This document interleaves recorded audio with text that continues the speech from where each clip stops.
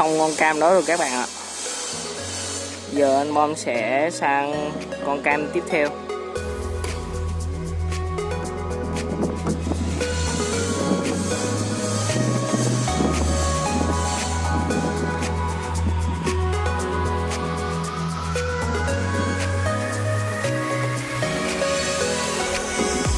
Các bạn nhìn cái loa của Nhà Yến này,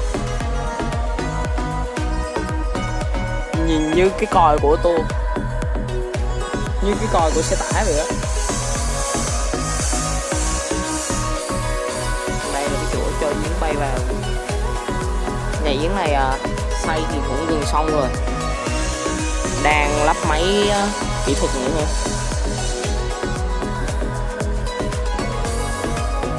Cà ở đây thì đang ra hoa rồi nha các bạn, hoa dày mịt luôn, rất là đẹp. Chỉ có cái hồ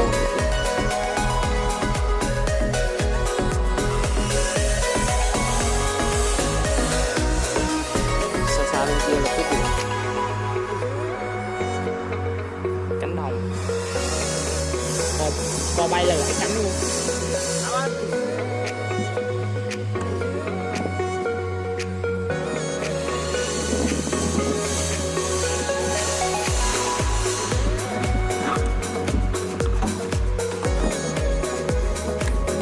Mình có thấy mấy con yến nó lượn lượn ở phía bên kia rồi.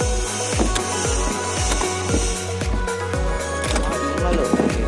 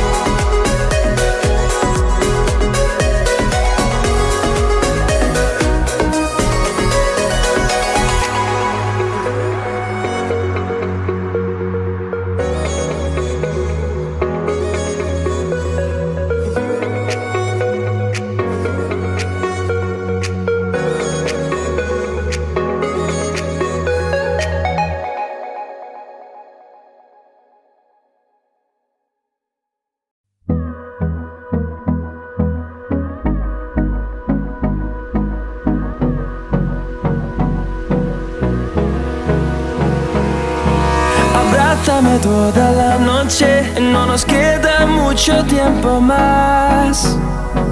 No quiero perder lo que queda. Seguimos siempre la pasión y confiamos solo en el amor. Yeah. No quiero perder lo que queda.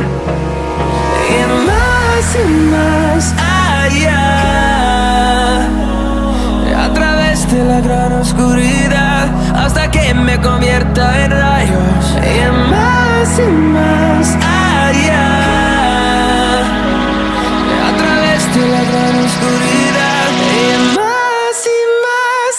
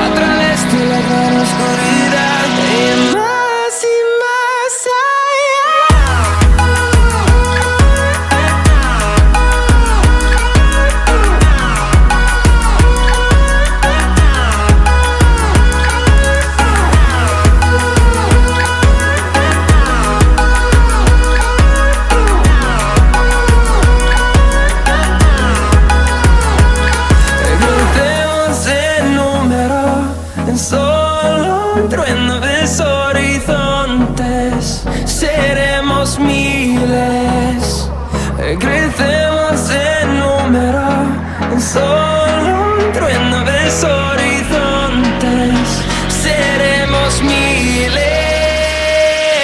más y más allá. A través de la gran oscuridad, hasta que me convierta en rayos. Y más allá.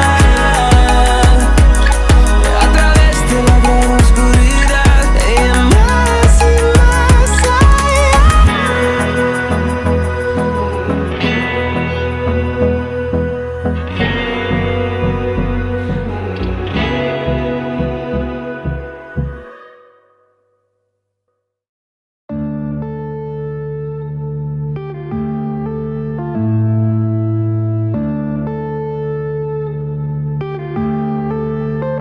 Yeah.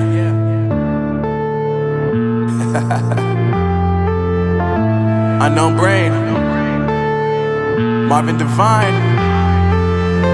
I'm saying bye to all the lies and all the times you cried, saying that I wasn't right, yet I was right by your side. You manipulator, playing games, your friends commentators, and I don't know what you say about our private conversations, but it's got them hating. Thanks to all the rumors you be claiming, it's cool, I'm done with you, so they can throw you a celebration. You gon' hate it when you see me with somebody living better. I'm trying to tell you that me just doing me gon' have you jealous. I know that I gotta stay away from all your games, yeah.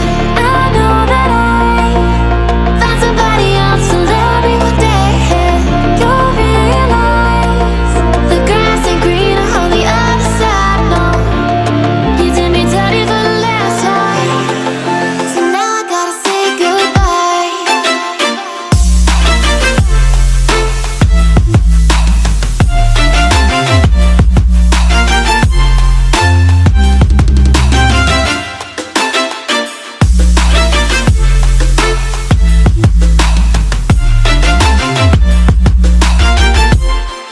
So now I gotta say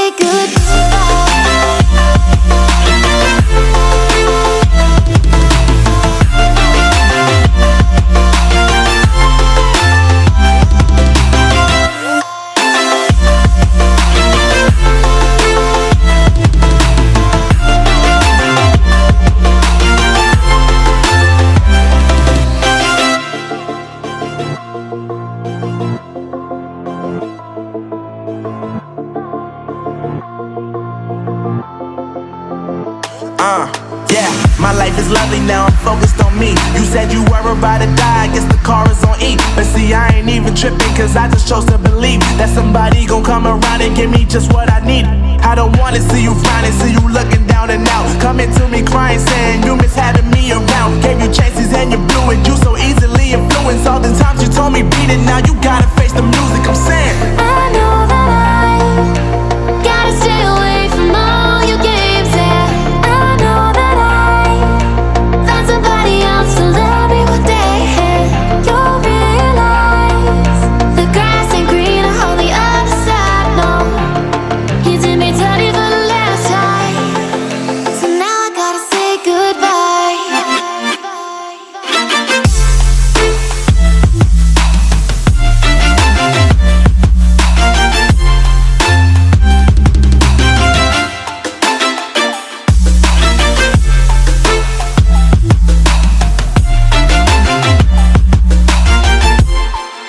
So now I gotta say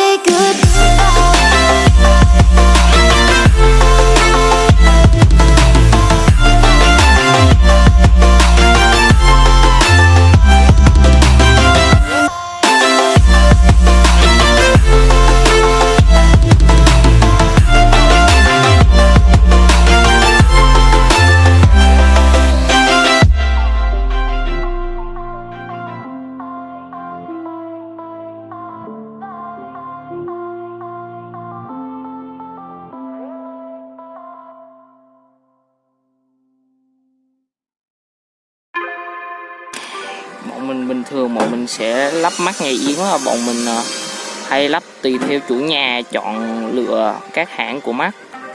Thì mắt ở Nhà Yến thì hoặc là nhà thì bọn mình sẽ bắn vào hộp kỹ thuật như thế này. để cho nó gọn hơn. Tại vì ở trong này là bọn mình để dắt với để nguồn, thì thứ nhất là cho nó đẹp hơn, gọn hơn, thứ hai là đỡ nước vào nguồn hoặc mấy cái dắt.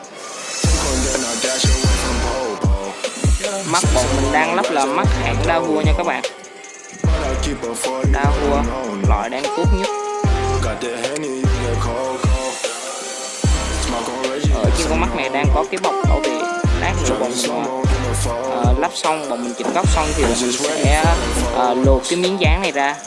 Tại vì cái miếng dán này là để khi mình lắp không bị chày hoặc không bị dơ ngay chỗ đoạn này.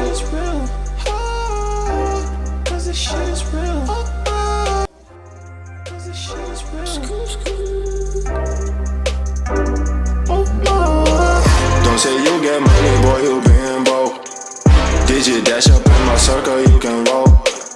Only cash up in my vision in the south. Now I'm smashing on the model cause I bought. Hey, cause this cream, I'ma take the team. We gon' be hot, hot like steam. I just got the dreams, I know what you mean. It's all funny to the few, I get 50 to my G.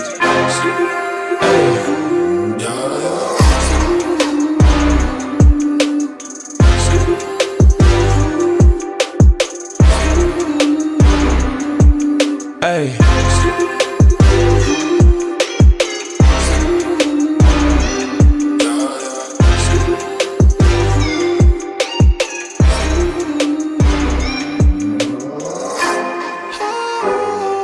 Cause this shit is real.